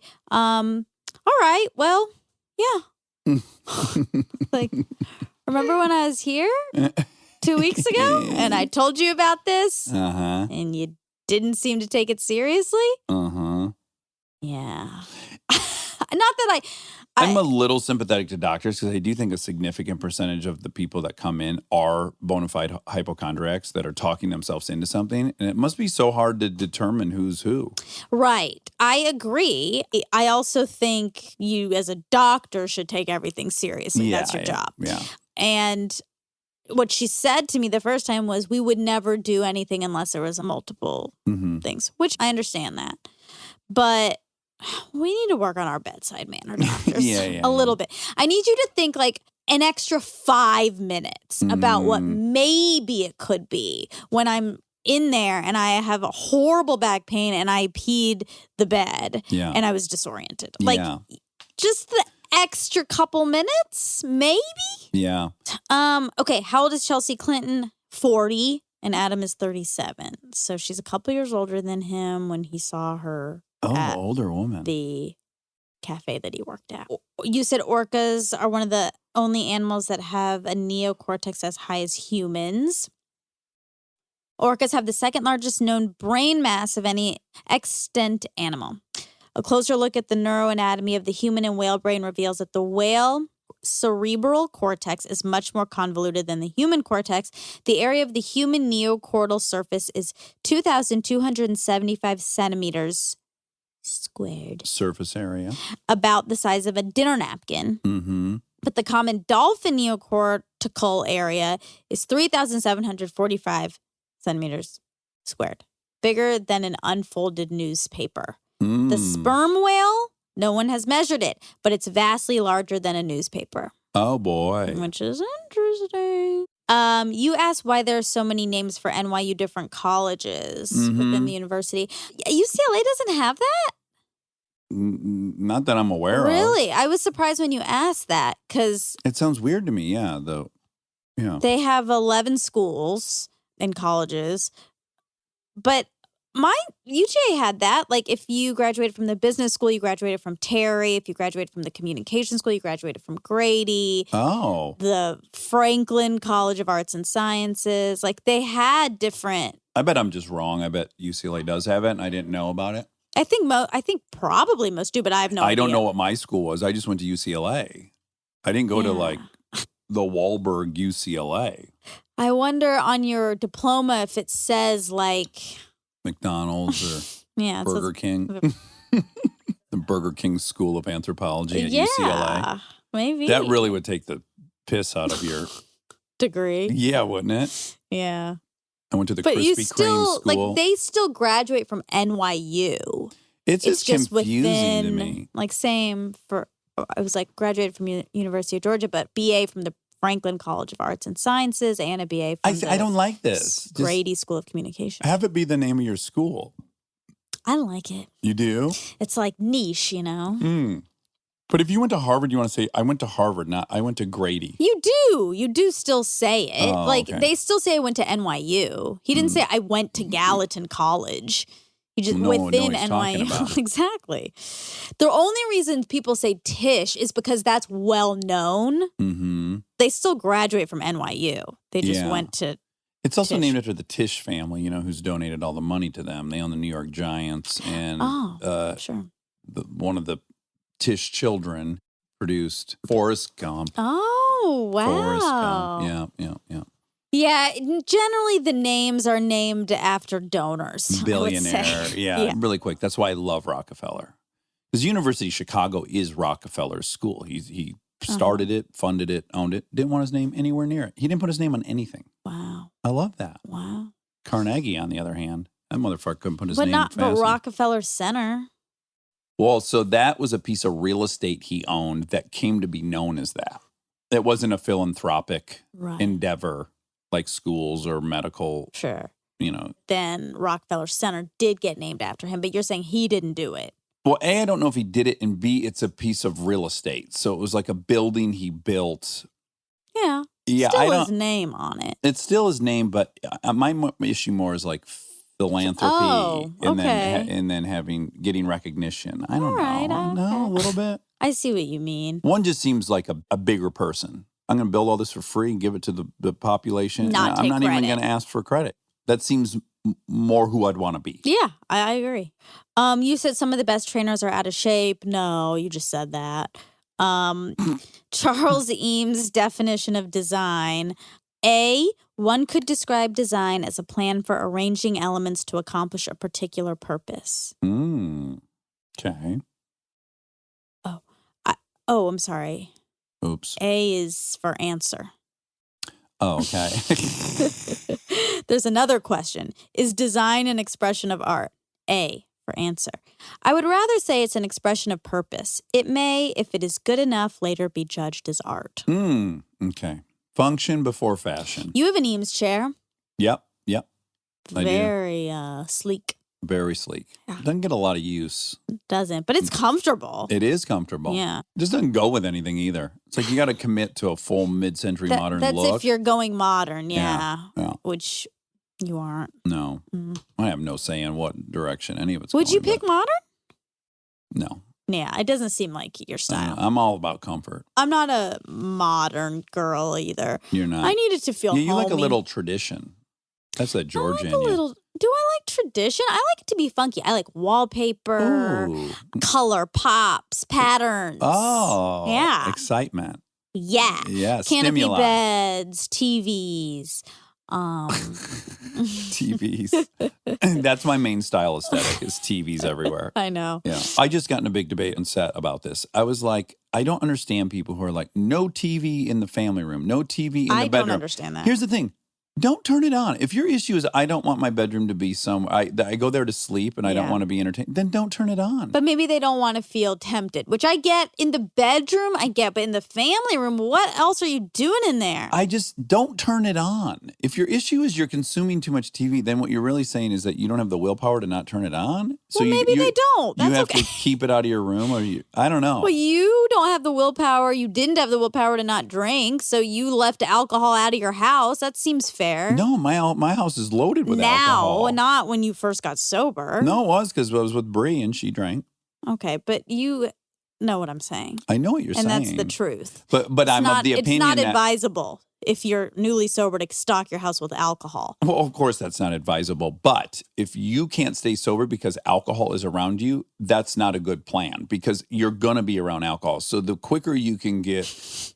You know what I'm saying? I know, the but this is alcohol's not the circling back issue. to our original argument, which is it's just increasing your chance for success. Not saying anything's perfect one way or the other, but if you're newly sober, you might as well keep alcohol out of Yes. your reach for a Yes, bit. until you've been relieved of the obsession. Yeah.